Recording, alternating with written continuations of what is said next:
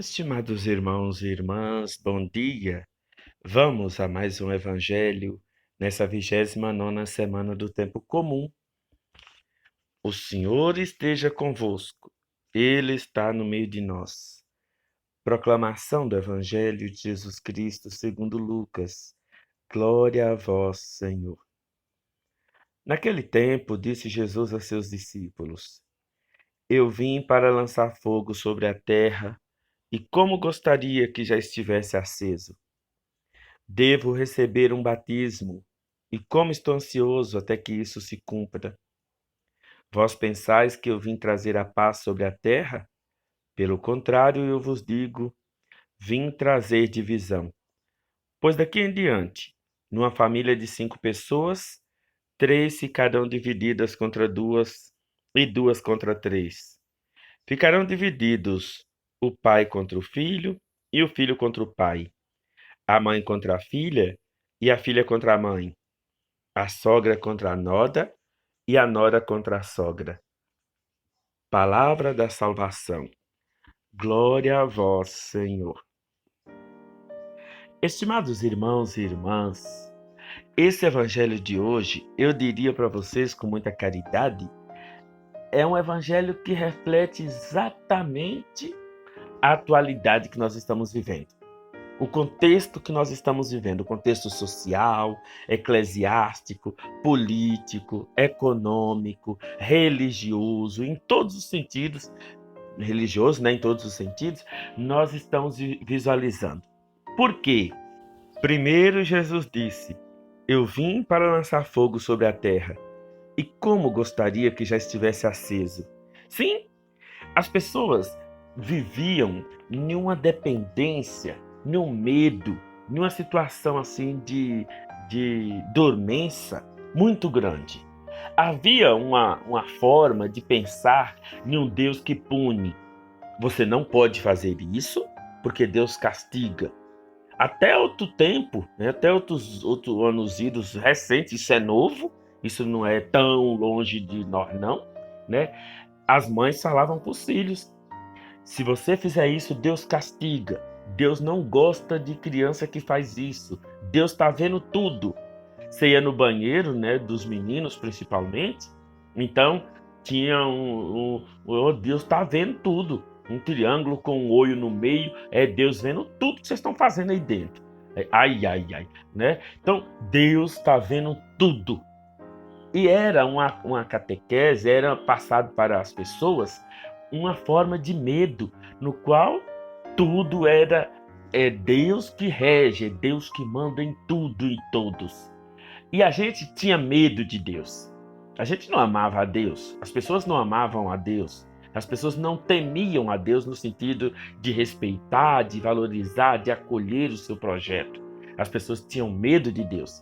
Tanto é que se chove, é porque Deus está benevolente. Se não chove, Deus não está gostando. Se a chuva vem forte demais, é castigo de Deus. Então tudo era punição. E aí as pessoas viviam com esse receio de viverem punidas, de serem punidas pelo braço forte e poderoso de Deus. Era assim que se mostrava às pessoas. Então, até mesmo antes de Jesus e depois que Jesus chegou também. Só para vocês entenderem, né? As pessoas viviam com essa situação no seu cotidiano, no seu dia a dia. Com a chegada de Jesus, Jesus disse, eis que eu vim trazer fogo sobre a terra. E como eu gostaria que ele já tivesse assim. É um fogo de uma autonomia, de uma liberdade. É para a liberdade que Deus nos criou. Assim a gente lê nos textos sagrados. Deus nos fez para sermos homens e mulheres livres. Nós ouvimos na leitura outros dias, né, passados. Nós não somos filhos de Agar, não. Nós não somos filhos da serva, não. Nós somos filhos de Sada, da livre. Nós somos feitos para a liberdade. Então Jesus diz, eu vim trazer fogo, ou seja, eu vim animar esse fogo. Eu não sei se vocês já ouviram a expressão, né, quando a gente fala assim, fulana não tem aquele fogo, não tem aquela animação, é um songamonga, não vale, não serve pra nada. Ah, Maria, Fulano não tem aquele fogo, aquela energia, aquela... Mesma coisa. Jesus, ele veio trazer esse fogo para nós. Um fogo da graça, fogo do amor, o fogo da compaixão, para mostrar para nós que Deus não é aquilo que nós estávamos pensando. Tanto é que quando Jesus se autodetermina Filho de Deus, quando Jesus, de fato, anuncia as coisas, chamando Deus de Pai, que era uma coisa absurda, onde já se viu Deus ter um filho? Onde já se viu?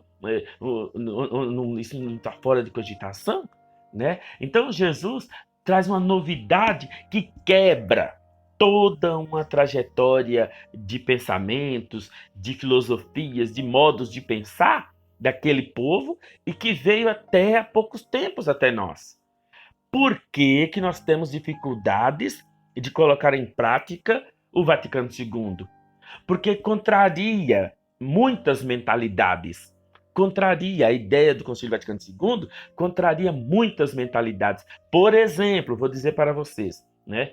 Nós temos hoje jovens que gostam de usar o véu na missa. Existem comunidades que os jovens usam véu na missa. Que os jovens usam uma corrente nos braços. Eu não estou criticando ninguém, então eu estou chamando vocês para uma reflexão no contexto atual da situação, né? Jovens que usam a corrente nos braços, jovens que andam com um terço amarrado nos braços, no pescoço, a coisa toda. Ah, isso é tão bonito. Cuidado com o que vocês acham bonito. Cuidado. Por quê?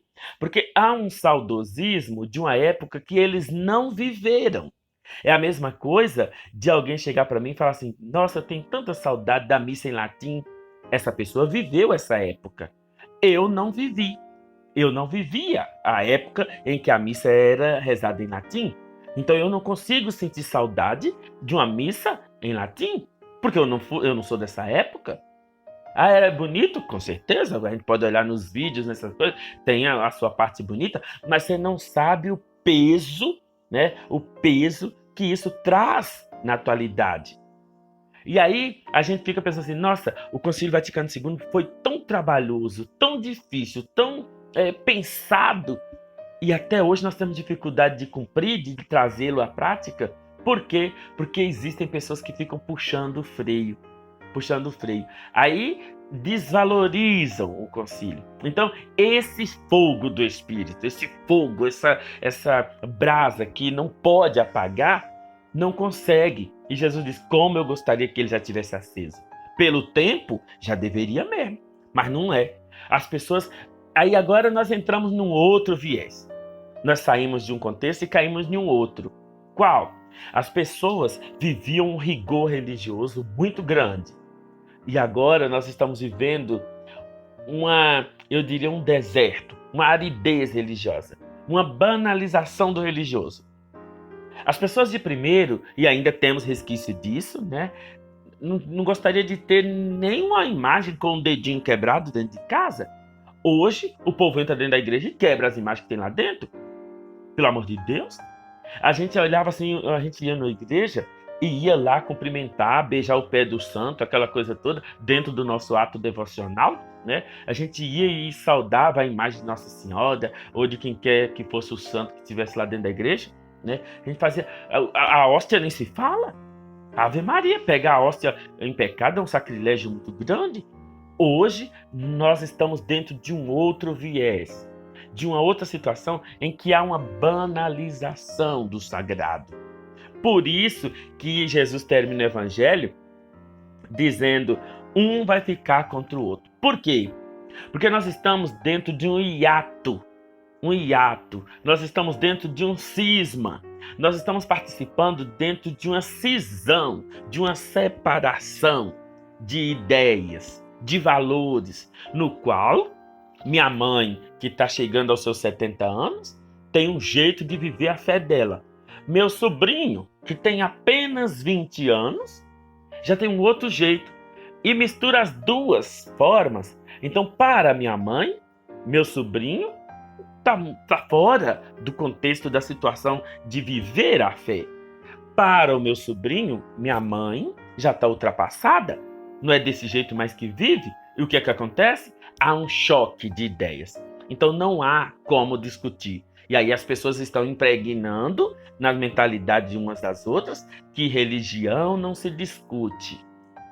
A mesma coisa entra na questão política, a mesma coisa entra na questão de futebol, e aí a gente começa, certas coisas a gente não se discute. Não discute porque as pessoas não têm condições psicológicas, não têm condições argumentativas, não têm condições de respeito, para respeitar, né, o posicionamento, a liberdade do outro. Então a pessoa não tem maturidade para poder entrar nesse tipo de discussão, e aí quando entra na discussão, vira a discussão, que é algo sadio, que é algo bom, que é algo necessário para a vida social, vira briga, vira confusão, vira morte. Então, meus irmãos, minhas irmãs, tudo isso nós estamos vivenciando e o evangelho de hoje deixa isso claro para nós. Então, reparem vocês, se a gente for falar, outro dia eu estava conversando com um padre e eu falando com ele como eu gosto dos movimentos pastorais, que eu gosto aí, ele me chamou de quadrado, que eu tenho que me abrir para as novidades do tempo. Eu falei, mas quais são as novidades? Quais são as novidades? O que tem de novidade? Quais são as novidades que você está me apresentando? Qual novidade você me apresenta para eu empregar aqui na paróquia, se for o caso? Não soube dizer. Então nós estamos numa situação em que há um esvaziamento de uma situação e não está sendo colocado nada no lugar. Por exemplo, tira o Santíssimo da nave da igreja e bota ele numa capelinha do Santíssimo. E o que vai colocar lá no lugar? Nada. Tira esse excesso de imagens que ficam na igreja. E o que vai pôr no lugar? Nada. Então nós temos um verdadeiro salão no qual as pessoas entram para dentro de uma igreja e ficam conversando. O povo, padre, mas o povo fica no converseiro na igreja. O que tem? Virou um salão. Virou um salão mesmo. O que tem? Isso aqui não é igreja, né? Isso aqui é um salão. Onde as pessoas se encontram para rezar e tudo. Enquanto a celebração não começa, deixa elas conversando. Aí, o que eu vou fazer? Posso fazer nada? Né? Então as pessoas não têm mais respeito. Aquilo que eu dizia para vocês em outros momentos, né, que a gente ia para a missa e mesmo criancinha de 6, 7 anos sabia se comportar, hoje criança de 6, 7 anos não sabe comportar dentro da igreja, porque não sabe o que é uma igreja, bem como gente mais velha também não sabe. Então essa cisão, essa separação está muito presente nos tempos atuais. Então nós temos uma turma de pessoas que são mais idosas, que são mais maduras, que viveram uma experiência de fé antiga, com outros que são mais atuais, mas que não conseguem compreender o passado e nem os do passado compreenderem os da agora, os do presente. E aí, nessa situação, nós temos duas igrejas. E aí divide, nós temos duas famílias. Numa casa, não tem mais aqueles valores tradicionais, aquela coisa toda. Não. O filho, onde, eu vou dizer para vocês com muita caridade, é impensável eu chamar minha afinada avó de você.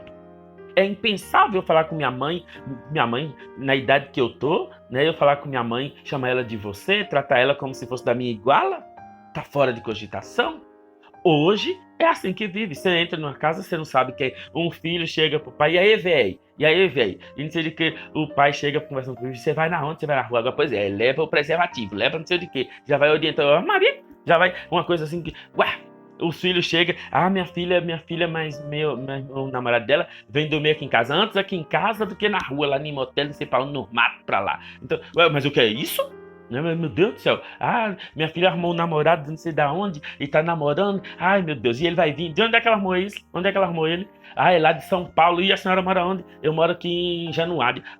E como é que conheceram? Pela internet, não sei de quê. Gente, pelo amor de Deus. Virou uma bagunça que a gente não sabe mais de nada. Então, o evangelho deixa claro. É um contra o outro.